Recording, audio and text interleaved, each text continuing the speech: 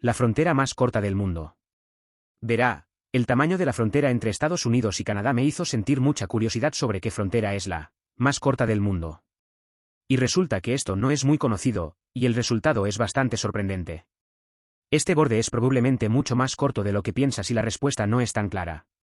Tendría sentido pensar que el país más pequeño del mundo sería también el que posee el borde más corto.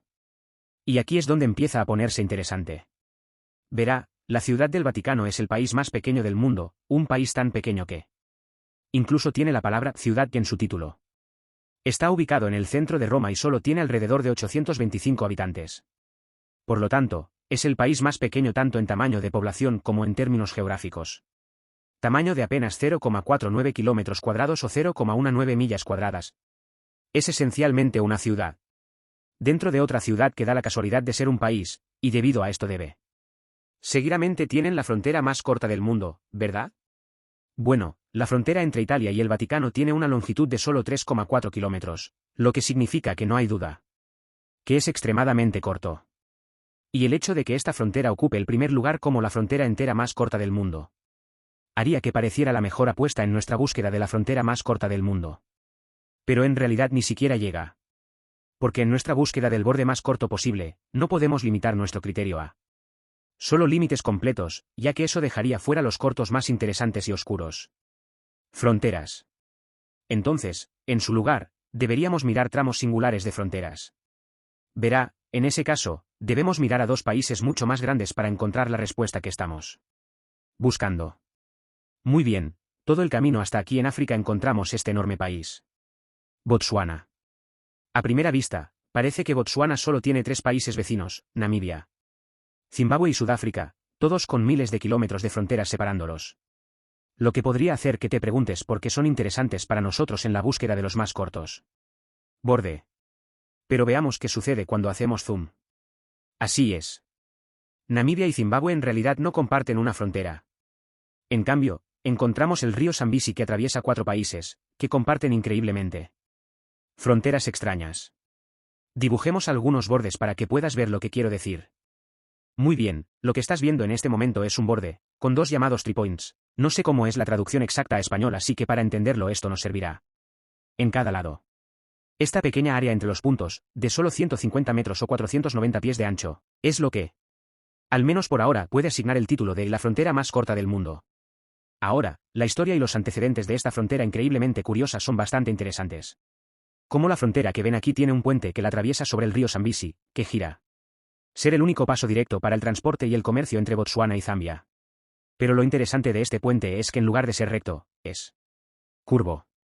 Esto se debe a que cuando se llevó a cabo la planificación y discusión del puente durante los primeros 2000, el presidente de Zimbabue, Robert Mugabe, no estaba en buenos términos con los dos presidentes de Botsuana y Zambia, ya que habían criticado sus formas políticas. Por lo tanto, les negó el acceso a construir en su terreno por despecho. Y para eludir esto, Botsuana y Zambia decidieron construir el puente, por lo que se curvó alrededor de la frontera de Zimbabue para evitar interferir con ella, que es honestamente bastante gracioso. Pero volviendo a los 3 points encontramos algo bastante singular. Verá, los 3 points son lugares donde se encuentran las fronteras de 3 países. En este caso los 3 points están formados por Namibia, Zambia y Botsuana, además de Zambia, Botsuana y Sudáfrica.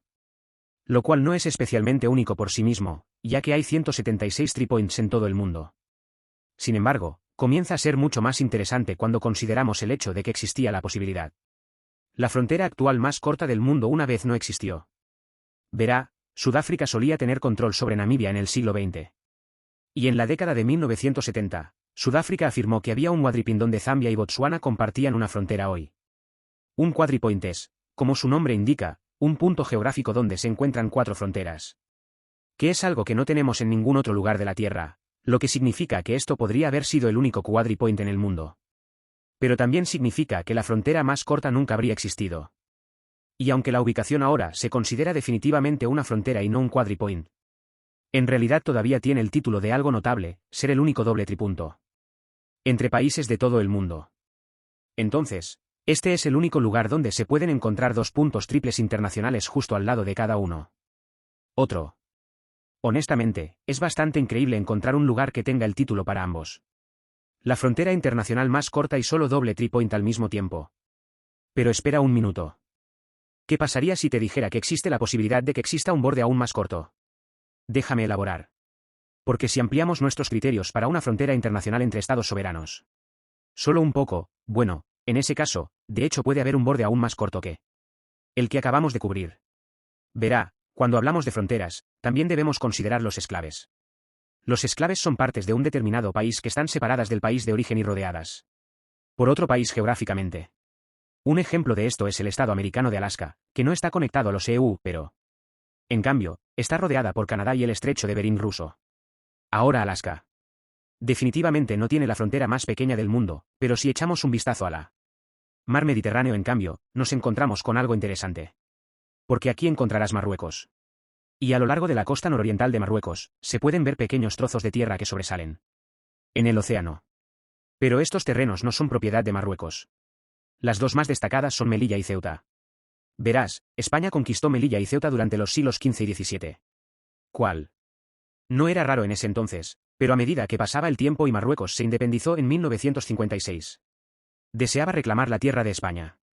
Sin embargo, España ha negado estas solicitudes y todavía se aferra a esta tierra hoy. Lo que significa que este puede ser el último caso de colonialismo europeo en curso en África. Y, vaya, el gobierno español no quiere echarse atrás, considerando que literalmente envió guardias nacionales para proteger las fronteras. Pero Ceuta y Melilla no son en realidad lo que es interesante aquí, sino más bien lo que hay entre ellos. Verás, entre Ceuta y Melilla hay otro pequeño territorio llamado Peñón de Vélez de La Gomera. Un nombre largo para un lugar pequeño. Este pedazo de tierra español solía ser una isla frente a la costa de Marruecos, pero en 1934. Una tormenta eléctrica increíble sopló tanta arena en el canal entre Marruecos continental y la isla que se formó una península permanente. Esto obviamente significaba que había que establecer una frontera oficial entre el Peñón de Vélez de La Gomera y Marruecos. Y con nuestro criterio actual para una frontera, este pequeño trozo de playa no se extiende más de 85 metros, o 279 pies, es oficialmente la frontera más corta del mundo entre dos países. Ahora, puede que te estés preguntando qué es el círculo blanco en la arena.